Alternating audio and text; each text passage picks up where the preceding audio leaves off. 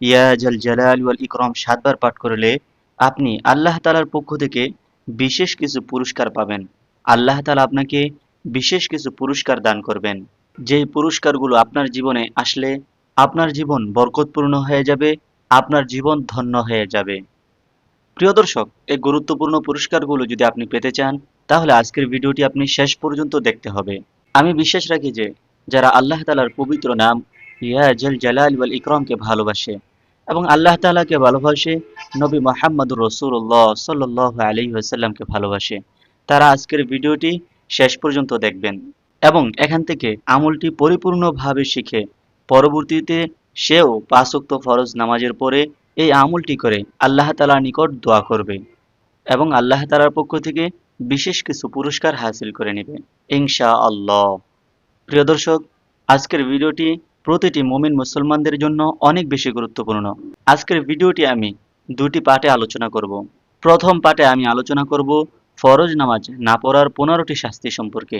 যেহেতু আপনি এই আমলটি ফরজ নামাজের পরে করতে হবে, ফরজ নামাজ না পড়ার শাস্তি সম্পর্কে আমাদের জানা জরুরি। আর দ্বিতীয় পার্টে আমি আলোচনা করব ইয়া জাল জালাল ওয়াল ইকরাম এর সেই অজানা আমল সম্পর্কে, যা করলে আল্লাহ তাআলার পক্ষ থেকে বিশেষ কিছু পুরস্কার হাসিল করা যায়। তাহলে চলুন আমরা প্রথম পার্টের আলোচনা শুরু করি ফরজ নামাজ না পড়ার ১৫টি শাস্তি সম্পর্কে। রাসূল সাল্লাল্লাহু আলাইহি ওয়াসাল্লাম বলেন, কিয়ামতের ময়দানে সর্বপ্রথম আল্লাহ তাআলা যখন হিসাব গ্রহণ করবে, তখন নামাজের হিসাব গ্রহণ করা হবে। আর যে ব্যক্তির নামাজ সহি শুদ্ধ হবে, যে ব্যক্তির নামাজ সঠিক হবে, অন্যান্য আমলগুলোকেও সঠিক বলে গণনা করা হবে। আর যে ব্যক্তির আমল সঠিক হবে না, অন্য আমলগুলোকেও সঠিক বলে গণনা করা হবে না। যে ব্যক্তি ৫ ওয়াক্ত নামাজের ব্যাপারে অলসতা করবে, যে ব্যক্তি ৫ ওয়াক্ত নামাজ সঠিকভাবে আদায় করবে না, ১৫ ধরনের শাস্তি তাকে দেওয়া হবে। ৫ ধরনের শাস্তি তাকে দুনিয়ার মধ্যে দেওয়া হবে, ৩ ধরনের শাস্তি তাকে মৃত্যুর সময় দেওয়া হবে, আর ৩ ধরনের শাস্তি তাকে কবরের মধ্যে দেওয়া হবে, আর ৪ ধরনের শাস্তি তাকে কবর থেকে উঠানোর পরে দেওয়া হবে। দুনিয়ার মধ্যে যে ৫ ধরনের শাস্তি দেওয়া হবে তা হলো, ১ নাম্বার, তার জীবনের বরকত ছিনিয়ে নেওয়া হবে। জীবনে বরকত হবে না, যত কামাই রুজি করুক না কেন, আল্লাহ তাআলা সেই কামাই রুজির মধ্যে বরকত দিবে না, তার সংসার এবং পরিবারের উপর অভাব অনটন লেগেই থাকবে। দ্বিতীয় নম্বর হলো, তার চেহারা থেকে নেককারের নূর আল্লাহ তাআলা তুলে নেবেন। নামাজ পড়ার কারণে আল্লাহ তাআলা প্রতিটি মুমিন বান্দাদের চেহারার মধ্যে একটি আলো দিয়ে থাকেন, নূর দিয়ে থাকেন, যার কারণে কালো লোককেও অনেক সুন্দর দেখা যায়। আপনি যদি ৫ ওয়াক্ত নামাজের ব্যাপারে উদাসীন থাকেন, তাহলে আল্লাহ তাআলা দুনিয়াতে দ্বিতীয় নম্বর শাস্তিটি আপনাকে দিবেন, আপনার চেহারা থেকে আল্লাহ তাআলা নূর তুলে নেবেন। আপনাকে সুন্দর দেখা যাবে না, মায়াবী দেখা যাবে না। ৩ নাম্বার শাস্তি হলো, তার নেক কাজের কোনো বদলা দেওয়া হবে না। এর মানে হলো, আপনি দুনিয়াতে যত ভালো কাজ করেন না কেন, আপনি যদি ৫ ওয়াক্ত নামাজ আদায় না করেন, ওই ভালো কাজগুলোর বিশেষ পুরস্কারগুলো আল্লাহ তাআলার পক্ষ থেকে আপনি পাবেন না। ৪ নাম্বার হলো, তার কোনো দোয়া কবুল করা হবে না। যদি কোনো ব্যক্তি ৫ ওয়াক্ত নামাজ না পড়ে কিংবা নামাজের ব্যাপারে উদাসীন থাকে, ওই ব্যক্তি যত দোয়া করুক না কেন, তার দোয়াগুলো কবুল করা হবে না। আর ৫ নাম্বার হলো, নেককার ব্যক্তিদের দোয়ার মধ্যে তার কোনো হক থাকবে না। এই কথার মানে হলো, আমাদের জন্য অনেক সময় হুজুররা দোয়া করে, এলাকার মুরব্বীরা দোয়া করে, মা বাবা দোয়া করে। আপনি যদি ৫ ওয়াক্ত নামাজ না পড়েন, নামাজের ব্যাপারে উদাসীন থাকেন, হুজুর কিংবা মুরব্বী কিংবা আপনার বাবা মা যতই দোয়া করুক না কেন, ওই দোয়ার মধ্যে আপনার কোনো হক থাকবে না, অংশীদার থাকবে না। ওই দোয়ার ফজিলত আপনি পাবেন না যদি আপনি ৫ ওয়াক্ত নামাজ সঠিকভাবে আদায় না করেন কিংবা ৫ ওয়াক্ত নামাজের ব্যাপারে উদাসীন থাকেন। মৃত্যুর সময় তাকে যে শাস্তিগুলো দেওয়া হবে, নাম্বার ১, কষ্ট ও অপমানের সঙ্গে মৃত্যুবরণ করবে। নাম্বার ২, ক্ষুধার্ত অবস্থায় সে মৃত্যুবরণ করবে। নাম্বার ৩, এমন পিপাসিত অবস্থায় সে মৃত্যুবরণ করবে যে গোটা সমুদ্রের পানি যদি তার মুখের মধ্যে ঢেলে দেওয়া হয়, তারপরেও তার পিপাসা মিটবে না, এমন অবস্থায় তার মৃত্যু ঘটবে। নাউজুবিল্লাহ। কবরের মধ্যে যে ৩ ধরনের শাস্তি দেওয়া হবে বেনামাজি কিংবা নামাজ সম্পর্কে উদাসীন ব্যক্তিকে। ১ নাম্বার হলো, কবর সংকীর্ণ করে দেওয়া হবে। এমন সংকীর্ণ হয়ে যাবে যে রাসূল সাল্লাল্লাহু আলাইহি ওয়াসাল্লাম বলেন যে, কবরের দুপাশের মাটির চাপে এক পাশের হাড় অন্য পাশে চলে যাবে। নাম্বার ২, তার কবরের মধ্যে আগুন জ্বালিয়ে দেওয়া হবে। নাম্বার ৩, তার কবরের মধ্যে এমন একটি সাপ নিযুক্ত করে দেওয়া হবে, যেই সাপের চোখ থেকে আগুন ঝরবে। ওই সাপের আওয়াজ হবে বজ্রপাতের আওয়াজের মতো। সাপ বেনামাজি ব্যক্তিকে বলবে, আমাকে আমার রব তোমার জন্য নিযুক্ত করে দিয়েছেন, যাতে করে আমি তোমাকে ফরজ নামাজ নষ্ট করার জন্য শাস্তি দিতে পারি, ধ্বংসন করতে পারি। আর তোমার শাস্তির ধরন হবে, ফজরের নামাজ নষ্ট করার কারণে তোমাকে জোহরের নামাজ পর্যন্ত ধ্বংসন করা হবে, আর জোহরের নামাজ নষ্ট করার কারণে আসরের নামাজ পর্যন্ত তোমাকে দংশন করা হবে, আর আসরের নামাজ নষ্ট করার কারণে মাগরিব নামাজ পর্যন্ত তোমাকে দংশন করা হবে, আর মাগরিবের নামাজ নষ্ট করার কারণে মাগরিব থেকে ইশার নামাজ পর্যন্ত তোমাকে দংশন করা হবে। এই সাপ যখন বেনামাজি ব্যক্তিকে ধ্বংসন করবে, বেনামাজি ব্যক্তিকে একবার দংশন করার সাথে সাথে 70 হাত মাটির নিচে এসে চলে যাবে। আবার ফেরেশতারা তাকে মাটির নিচ থেকে তুলে আনবে এবং সাপ আবার দংশন করবে। এমনি ভাবে তার শাস্তি কেয়ামত পর্যন্ত চলতে থাকবে। আর প্রিয় দর্শক, কবর থেকে উঠানোর পরে বেনামাজি ব্যক্তিকে যে 4 ধরনের শাস্তি দেওয়া হবে তা হলো: নাম্বার 1, তার হিসাব কঠিনভাবে নেওয়া হবে। এ বিষয়ে কোরআনুল কারীমের মধ্যে আল্লাহ তাআলা বলেন, ফামান ইয়ামাল মিসকালা যাররাতিন খায়রান ইয়ারা ওয়া মান ইয়ামাল মিসকালা যাররাতিন শাররান ইয়ারা। আল্লাহ তাআলা প্রতিটি ভালো কাজের যাররা যাররা পরিমাণ হিসাব নেবেন এবং প্রতিটি খারাপ কাজের যাররা যাররা পরিমাণ হিসাব নেবেন। 2 নাম্বার শাস্তি হলো, আল্লাহ তাআলা বেনামাজি ব্যক্তির উপরে অসন্তুষ্ট হয়ে থাকবেন। কত বড় আযাব!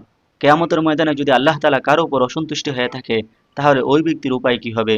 রাসূল সাল্লাল্লাহু আলাইহি ওয়াসাল্লাম বলেন, আল্লাহ তাআলার সন্তুষ্টি ছাড়া কোনো ব্যক্তি জান্নাতে প্রবেশ করতে পারবে না। সে যতই আমল করুক না কেন, আল্লাহ তাআলার সন্তুষ্টির সাথেই সে জান্নাতে যেতে হবে। আল্লাহ তাআলার দয়ার মাধ্যমে জান্নাতে যেতে হবে। আল্লাহ তাআলার দয়া ছাড়া কোনো ব্যক্তি জান্নাতে যেতে পারবে না। আর আপনি 5 ওয়াক্ত নামাজকে অবহেলা করতেছেন, অথচ আল্লাহ তাআলা কিয়ামতের ময়দানে নারাজ থাকবেন যারা 5 ওয়াক্ত নামাজকে অবহেলা করেছে, যারা 5 ওয়াক্ত নামাজকে সঠিকভাবে আদায় করে না। 3 নম্বর শাস্তি হলো তাকে জাহান্নামের মধ্যে ফেলে দেওয়া হবে। আর 4 নম্বর শাস্তি হলো তার চেহারার মধ্যে ফেরেশতারা 3টি লাইন লিখে দিবেন। 1 নম্বর যে লাইনটি তার চেহারার মধ্যে লিখে দেওয়া হবে তা হলো, হে আল্লাহর হক নষ্টকারী। 2 নম্বর যে লাইনটি তার চেহারার মধ্যে লিখে দেওয়া হবে সেই লাইনটি হলো, হে আল্লাহর রাগে পতিত হওয়া ব্যক্তি। আর 3 নম্বর যে লাইনটি লেখা থাকবে তা হলো, দুনিয়াতে তুমি যেমনি ভাবে আল্লাহ তাআলার হক নষ্ট করেছ, ঠিক তেমনি ভাবে আল্লাহ তাআলার রহমত থেকে তুমি নৈরাশ হয়েছ। আল্লাহ তাআলা 15 ধরনের শাস্তি দিয়ে থাকবেন যারা নামাজ সম্পর্কে উদাসীন, যারা নামাজকে অবহেলা করে 5 ওয়াক্ত নামাজ সঠিকভাবে আদায় করে না। আল্লাহ তাআলা আমাদেরকে 5 ওয়াক্ত নামাজ যথাযথভাবে আদায় করার তৌফিক দান করুন। আমিন। কমেন্টে সবাই আমিন লিখবেন। জানি না কার আমিন আল্লাহ তাআলা কবুল করে নেয়। কেন আমরা 5 ওয়াক্ত নামাজ সঠিকভাবে আদায় করব না? নামাজ সম্পর্কে রাসূল সাল্লাল্লাহু আলাইহি ওয়াসাল্লাম সাহাবায়ে কেরামদেরকে ডেকে বলেন, ও আমার সাহাবাগণ, তোমাদের বাড়ির পাশে যদি একটি পুকুর কিংবা নদী থাকে, আর কোনো ব্যক্তি যদি দৈনিক 5 বার ওই নদীর মধ্যে গোসল করে, তার শরীরের মধ্যে কি কোনো ময়লা অবশিষ্ট থাকবে? তখন সাহাবায়ে কেরাম জবাব দিলেন, ইয়া রাসূলুল্লাহ, অবশ্যই এমন ব্যক্তির শরীরের মধ্যে কোনো ময়লা অবশিষ্ট থাকতে পারে না যে কিনা প্রবাহমান নদীর মধ্যে দৈনিক 5 বার গোসল করে। তখন রাসূল সাল্লাল্লাহু আলাইহি ওয়াসাল্লাম সাহাবায়ে কেরামদেরকে উদ্দেশ্য করে বলেন, ও সাহাবায়ে কেরামরা, তোমরা শোনো, যদি কোনো ব্যক্তি সুন্দরভাবে ওযু করে 5 ওয়াক্ত নামাজ সঠিকভাবে আদায় করে, ওই ব্যক্তির জীবনের মধ্যে, ওই ব্যক্তির শরীরের মধ্যে কোনো গুনাহ অবশিষ্ট থাকে না। আল্লাহ তাআলা তার গুনাহগুলো ওযুর সঙ্গে মিটিয়ে দেন। সুবহানাল্লাহ। প্রিয় দর্শক, এখন আপনাদেরকে যে আমলটির কথা বলবো, ইয়া জাল জালালি ওয়াল ইকরাম এর যে আমলটি আপনি করতে পারলে আল্লাহ তাআলার পক্ষ থেকে আপনি বিশেষ কিছু পুরস্কার লাভ করতে পারবেন। ইয়া জাল জালালি ওয়াল ইকরাম সম্পর্কে মুহাদ্দিসিনে কেরামরা বলেন, আল্লাহ তাআলার এই নামটি হলো ইসমে আজম, যে নাম দ্বারা দোয়া করলে আল্লাহ তাআলা খুব দ্রুত কবুল করে নেন। একটি হাদিস রয়েছে, রাসূল সাল্লাল্লাহু আলাইহি ওয়াসাল্লাম একদিন রাস্তা দিয়ে হেঁটে যাচ্ছেন, হঠাৎ লক্ষ্য করলেন এক ব্যক্তি ইয়া জাল জালালি ওয়াল ইকরাম পরে পরে দোয়া করতেছেন। তখন রাসূল সাল্লাল্লাহু আলাইহি ওয়াসাল্লাম ওই ব্যক্তিকে বলেন, তুমি যা ইচ্ছা আল্লাহ তাআলার নিকট আজ চাইতে পারো, আল্লাহ তাআলা তোমার সমস্ত দোয়াগুলো কবুল করে নেবেন ইয়া জাল জালালি ওয়াল ইকরাম এর বরকতে।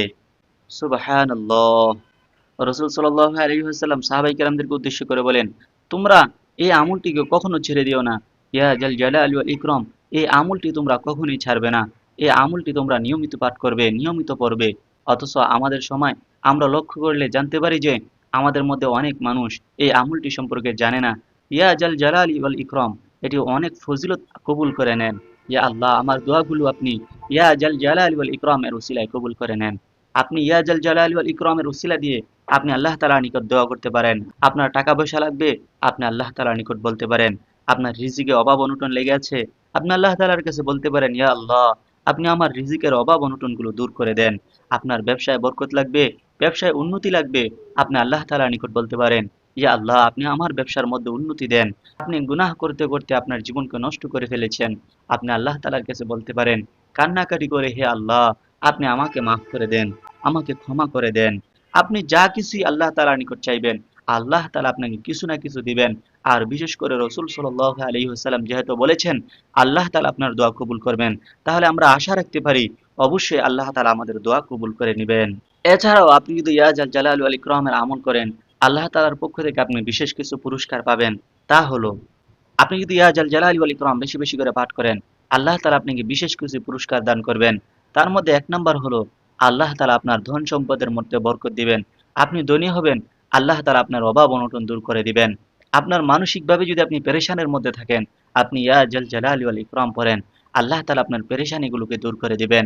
আপনি যদি কোনো বিপদের মধ্যে থাকেন, আপনি ইয়া জাল জালালি ওয়াল ইকরাম পড়েন, আল্লাহ তাআলা আপনার বিপদ দূর করে দিবেন।